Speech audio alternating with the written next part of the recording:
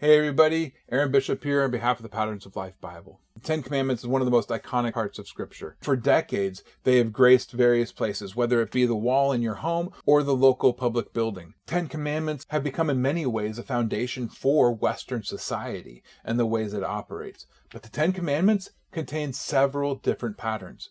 Now, I've covered one of those patterns in a previous blurb that discusses the parallels between each of the commandments across, as the different commands, when compared in parallel, speak to each other. Well, there's also a chiasm that covers the text of the Ten Commandments in the book of Exodus that helps us to gain a better grasp on what themes underlie each of these Ten Commands. I would recommend going back and looking at how the parallels give us themes that help us to understand what the underlying principles of the commands, and compare it to this as well. With both videos, you should gain a brand new, fully fleshed out understanding of what the Ten Commandments are and what kind of themes underlie them and how we can then extrapolate those into our own situations in our own lives in a modern world. So let's dig in and let's see what the chiasm of the Ten Commandments reveal about the nature of these commands. In the Patterns of Life Bible, this is Exodus pericope 36. And in normal Bible, it's Exodus chapter 20, verses 1 through 21. So in A and A prime, we see that it's God that speaks. These commands are not the invention of man. If the Bible is to be believed, these are spoken by God himself. His voice audibly spoke these commands to several million people at the base of Mount Sinai. And in A, we read the very first command, the reason, the foundation for the giving of these commands in the first place. I am the Lord your God who brought you out of the land of Egypt and out of the house of bondage. Don't have any other gods before me. This is the important foundation of the commands. Why would anyone obey the Ten Commandments? Well, it's because of this first one. In A prime, then, we see a description of what it looks like when God speaks audibly to a mass of people. Thunders, lightnings, noise of the trumpet, mountain smoking, and people saw it and they heard it and they stood afar off. The people are afraid when they hear God speak. The voice of God was so frightening that the people didn't want to hear it anymore. They couldn't stand hearing the voice of God. And there's plenty of speculations as to why it is that the people couldn't hear the voice of God. But all we know is that they couldn't. And so the people requested at the end of these Ten Commandments that Moses then act as the intercessor, as the intermediary, as the messenger between God and man, to go speak to God, and then he would be the one to deliver any further commands from God. In B and B prime, we then see what is commonly the second command and the 10th command compared to each other. We've got idolatry, worshiping of other gods, specifically actually not even worshiping other gods, but other images, creating images and saying that they are God. Images of things that are in likeness of the heavens above or in the earth beneath or in the water or under the sun. Don't make images like fish or humans or animals or angels even and call them God. Don't make an image and call it God. Why is this? It's because humanity is the image of God. Go back to Genesis chapter 1. Humans were made in the image of God. That's the word tselem in the Hebrew. And that is a word that is often used to describe idols. Humanity is the image of God. And not just a single person. Humanity as a whole is an image of God. Well, in B prime, then, it speaks of covetousness. Don't covet the things of your neighbor's wife, his manservant, maidservant, ox, ass, or anything that belongs to your neighbor. So how are these connected? How is idolatry and covetousness connected to each other? Well, it's the idea of claiming something that doesn't belong to you and making it yours. In the case of worship, it's claiming something that doesn't belong to you. You can't control a bird, an animal. You can't control an angel. You can't control anything else. You can't bring that down and say, I'm going to worship this thing, because it's not yours. You don't get to worship through those things. In the same way, your neighbor's things, they're not yours. Don't go to attempting to claim his things to make them yours. It speaks of this idea of claiming things that are outside of your realm of influence and trying to bring them under your power for various reasons. In C and C prime, then, we see them connected through this idea of falsehood. It's the third command and the 9th command. The third command, don't take the name of the Lord thy God in vain. Now, I discussed this in the previous video. This isn't talking about saying God's name in an inappropriate way. That is not what this is talking about. Instead, in the Hebrew, it talks about bearing or lifting up or carrying God's name. This is talking about identifying yourself as a person of God, but then acting in a way that is contrary to the ways of God. Often we see people point out how the falsehood and the ways that people have failed who have claimed to be God. And it often becomes a way of dismissing religion or dismissing Christianity or dismissing God as a whole. And it's this idea, because we are taking God's name and claiming we are representatives and ambassadors for him to the world, but then not living up to his standard, which then damages his reputation, which then turns people away from him because of what we do.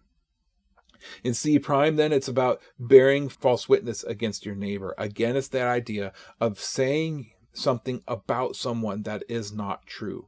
Whether it's saying something about God that's not true by taking his name and then acting in a different way, or saying something about your neighbor that's not true, bringing him down in the eyes of others and turning others against your neighbor because of your words. In D and D prime, this one might shock you. D, remember the Sabbath day? That is a moral command. Just read the command there. Who is not to work? Your son, your daughter, manservant, your maidservant, your cattle, your stranger. No one is to work. You are not to force other people into continuous and unending labor.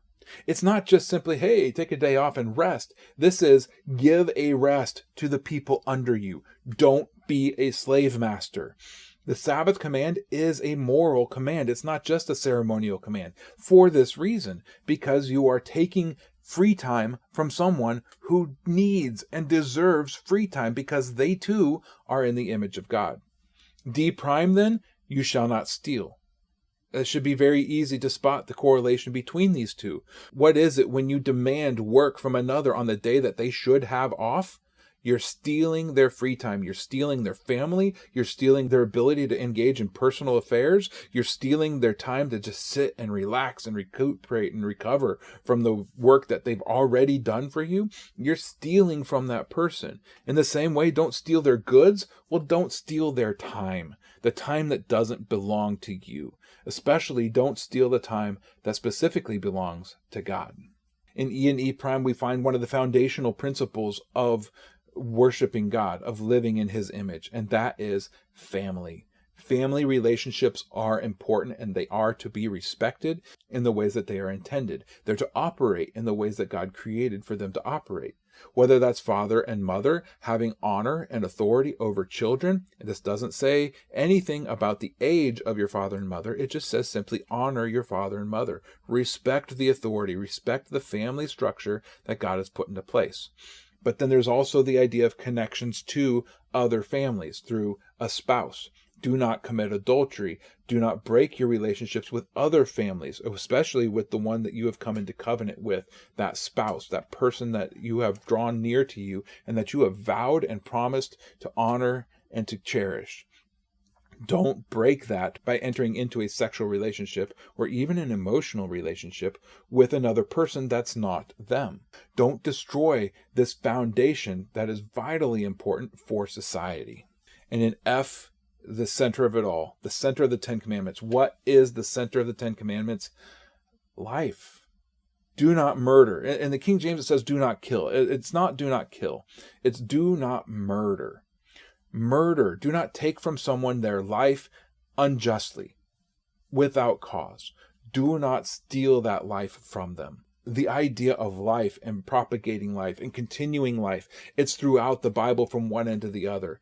And this is the central part of the pattern of the Ten Commandments is life.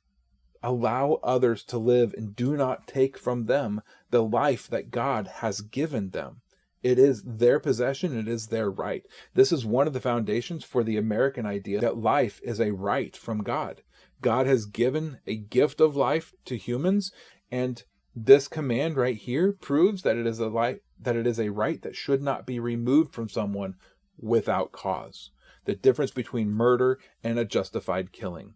In cases of capital punishment, in some cases of war, there is just reason for taking life.